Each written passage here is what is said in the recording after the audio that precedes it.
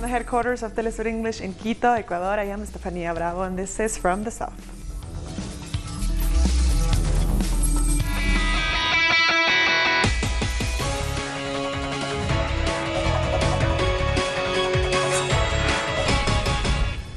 Brazilians are lining up outside polling stations across the country to take part in today's highly contested general elections.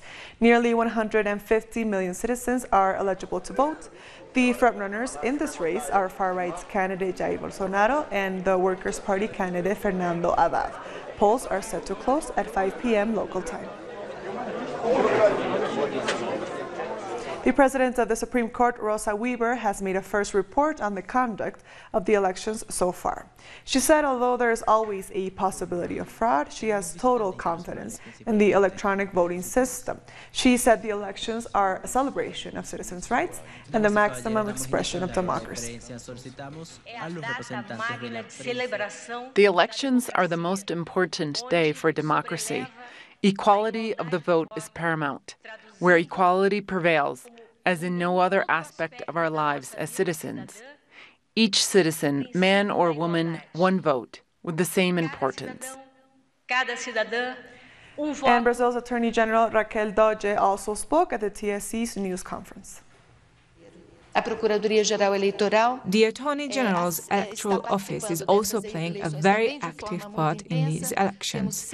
We have 6 members on permanent duty here at the central office, 27 regional attorneys, 1 in each of the states, 54 members looking at electoral propaganda, 3,000 judicial support staff to accompany the vote, as well as those overseeing the voting centers. So it is a big operation, which alongside the TSE has the job of making sure that the elections in this country are free and fair. And to discuss more about this, we now go live to our correspondent in Sao Paulo, Brian Meir. Hello, Brian. Thank you for joining us. So we just heard from the Supreme Electoral Court. How is the day going so far? Well, things are trickling along here at this polling station in Jaraguá on the north side of Sao Paulo. I've been talking to a lot of people on the way out from voting, and there's a lot of polarization. You can see behind me the streets are just littered with campaign flyers, and it rained last night. It's turned into a kind of mud.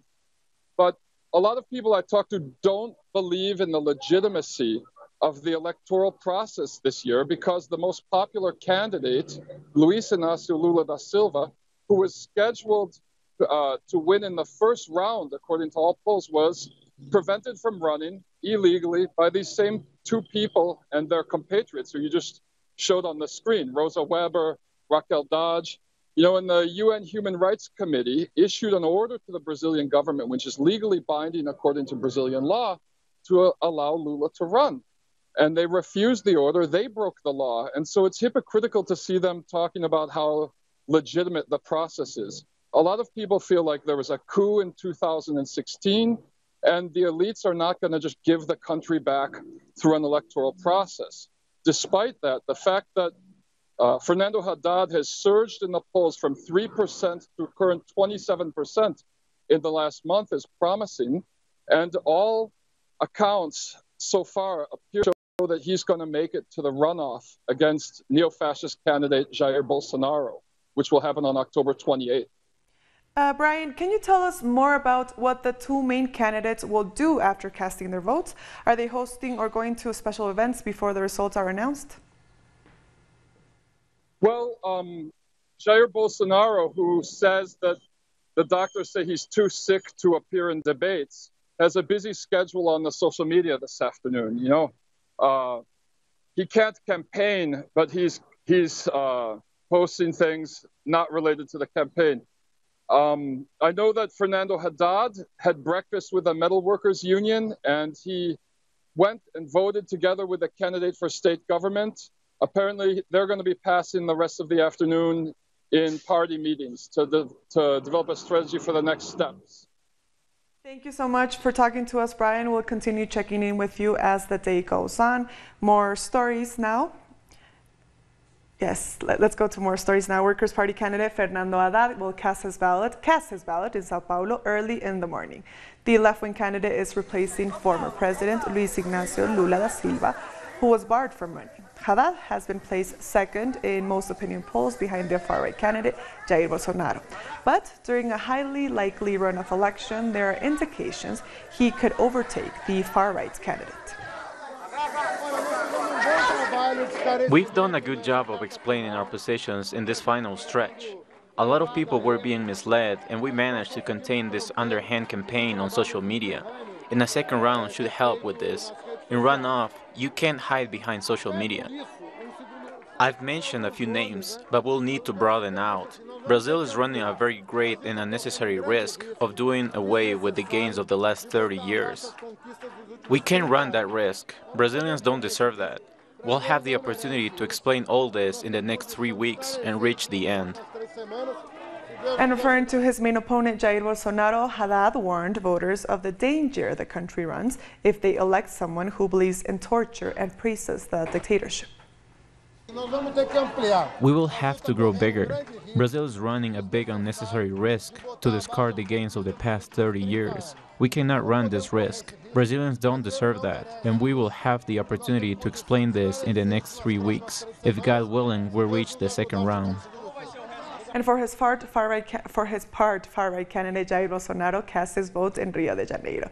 Speaking to the press, Bolsonaro said he put up a good fight after being stabbed last month. He also said that he is different from the other candidates. During his campaign speeches, Bolsonaro enraged critics for supporting far-right ideas, including a military crackdown in the country. Really, each voter should decide according to their knowledge, according to their understanding, and fake news shouldn't affect the votes that so many made against me.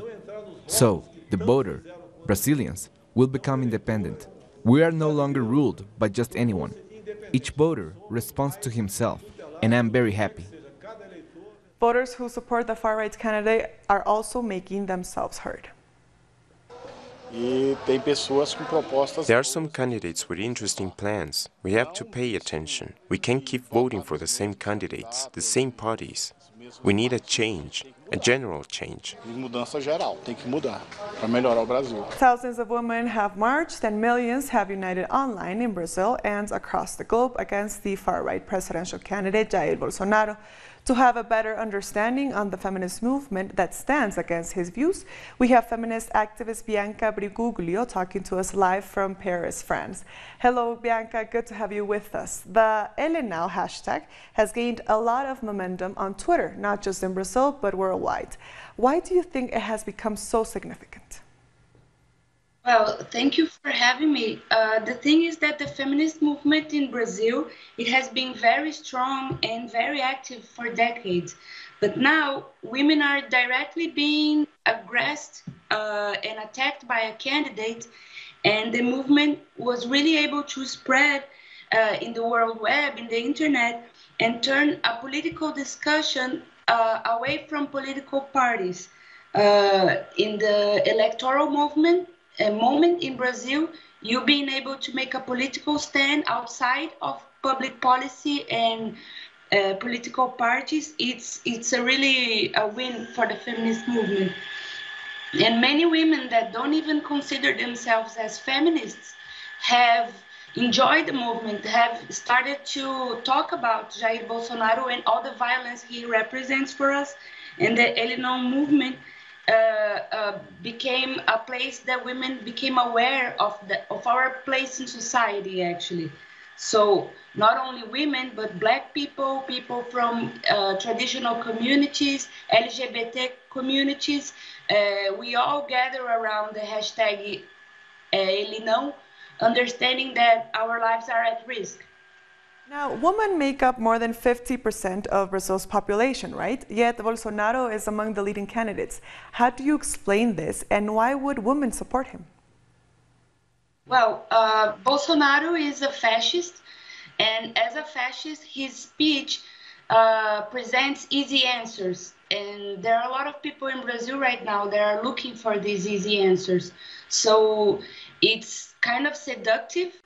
And many women that are supporting Bolsonaro they have this very strong anti-PT movement. They're against the Labour Party. So they think anything would be better than another president from PT. And so they start to think that maybe Bolsonaro isn't that bad.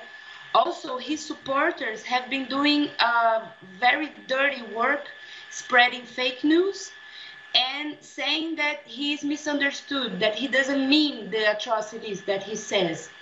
And on the other hand, there are also women that are anti-feminist, that think that feminism is not important, that they don't know feminism anything. And it's a distorted perception of reality, but unfortunately it's happening. So there are women that support him. Now, Bianca, if elected, what kind of impact will Bolsonaro have on the life of Brazilian women? Well, actually, unfortunately, it's not going to be just on Brazilian women, but on everybody. His agenda is an ultra neoliberal agenda. So it means not only he's a threat to democracy and to our rights, but he's also a threat to our most basic things.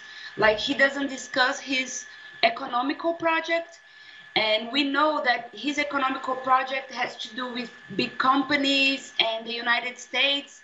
So it's a threat because it's an unemployment threat. It's a problem with public investment and public services. And we know that women are the ones that are impacted first and worst, because we lead the families, because we have already to struggle in the workplace. So it's a tragedy, actually. It's like the worst thing that could happen to us if this man became president. Bianca, thank you so much for talking to us. We have been speaking to Bianca Virguglio, feminist activist from Paris, France. More stories now. The candidates for Democratic Labour Party, Ciro Gomes, also voted earlier in the day. He was seen at the northeastern municipality of Fortaleza. Election polling has continuously placed Gomes in third place during this race. For his part, the president of Brazil, Michel Temer, cast his vote in Sao Paulo. Temer arrived to vote just a few hours after polling stations opened. He's been in power since 2016, following the ousting of former President Dilma Rousseff. And finally, former President Dilma Rousseff voted in the state of Minas Gerais. This is the first election since her impeachment in 2016. She fully supports Fernando Haddad following the imprisonment of former President Luiz Ignacio Lula da Silva. Brazilians abroad have also cast their ballots. In Uruguay and Argentina, people have been waiting in line outside their embassies to take part in these major elections. We'll be back very soon. Stay with us.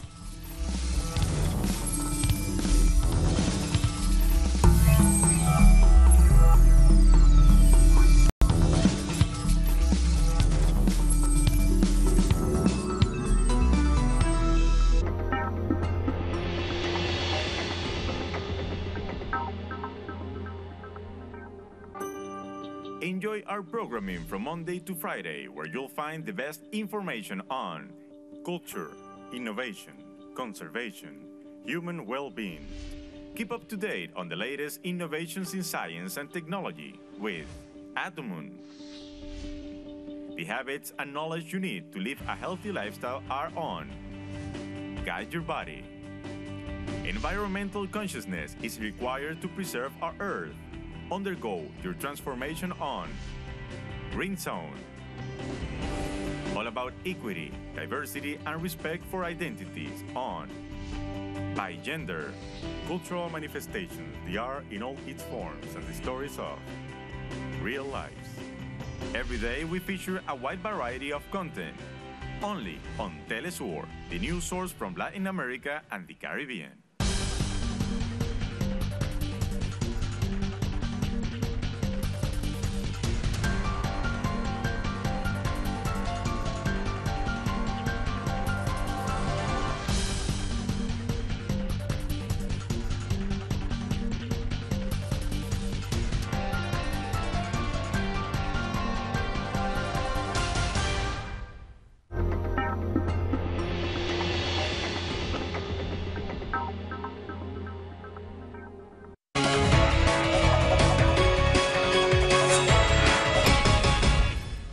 Welcome back. And staying in Brazil, one of the promises of Workers' Party candidate Fernando Haddad is to repeal a constitutional bill that has frozen public investment for the next 20 years. Located in Rio de Janeiro, the Osvaldo Cruz Foundation is a beacon for public health in the continent. But it has also been greatly affected by a constitutional bill that froze public investment for 20 years. We have been living a very difficult period since 2016, with deep economic adjustments in science and technology. The constitutional bill limits health and educational expenses.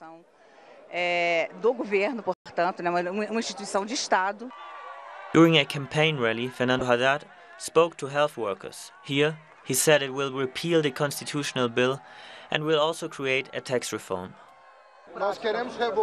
We want to repeal the constitutional bill and institute a tax reform. We want these two things at the same time to give confidence to the people that public institutions are working. Haddad also made a compromise to invest 6% of Brazil's gross domestic product into public health. With his speech, Fernando Haddad promised to improve public health and restart social projects created by Lula and Dilma Rousseff.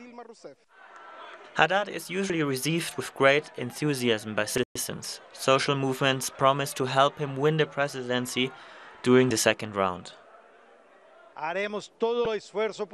We will do as much as we can to go door to door, talk to people, explain what capitalists want, the gringos, the fascists, and end on October 28th with a huge victory of Haddad. We are confident we will win. Haddad also explained the importance of these elections for the entire region. Latin America depends on these elections. We need to stop the rise of fascism in the continent.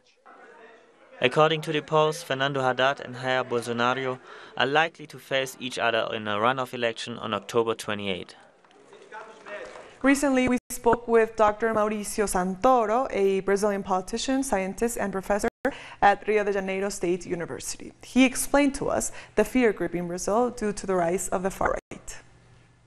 And it became a very difficult moment for us in Brazil. Many people feel that democracy itself is at stake because there is this growing fear about the rise of the far right and what's going to happen with the minorities in this country if they win the presidency of the republic. And in Rio de Janeiro, today's elections will take place under the shadow of the ongoing military intervention that has gripped the city for months now. Since February of this year, Rio de Janeiro has been under a military intervention for public safety. This radical measure was approved